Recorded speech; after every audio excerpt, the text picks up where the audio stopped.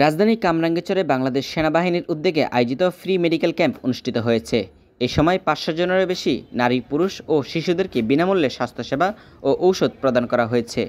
শনিবার সকাল ৮টা থেকে দুপুর ২টা পর্যন্ত শেখ জামাল সরকারি প্রাথমিক বিদ্যালয় মাঠে এই চিকিৎসা ক্যাম্প অনুষ্ঠিত হয়। বাংলাদেশ সেনাবাহিনীর এই মানবিক উদ্যোগকে বাস্তবায়নে সরাসরি সহযোগিতা করেছে কামরাঙ্গীরচরের আর্মি ক্যাম্প ও অজয় ৪। সেনাবাহিনীর কর্মকর্তারা জানান, জনগণের স্বাস্থ্যসেবা পৌঁছে দেওয়ার উদ্দেশ্যে এই ক্যাম্পের আয়োজন করা হয়েছে, যাতে করে আর্থিকভাবে অসচ্ছল বা চিকিৎসা সেবা থেকে বঞ্চিত মানুষেরা উপকৃত হতে পারেন। এই ক্যাম্প চিকিৎসা সেবা নিতে পুরান ঢাকার বিভিন্ন এলাকা থেকে শত শত মানুষ সকাল থেকেই ভিড় জমাতে শুরু করেন। শেখ জামাল স্কুল মাঠ তখন উৎসবমুখরে পরিণত হয়। চিকিৎসা সেবা নিতে আসা অনেকেই সেনাবাহিনীর প্রতি কৃতজ্ঞতা প্রকাশ করেন। এই ধরনের উদ্যোগ তাদের জন্য অত্যন্ত সহায়ক এবং আশার প্রদীপ। রাকিব হোসেন, বিজয় বাংলা, ঢাকা।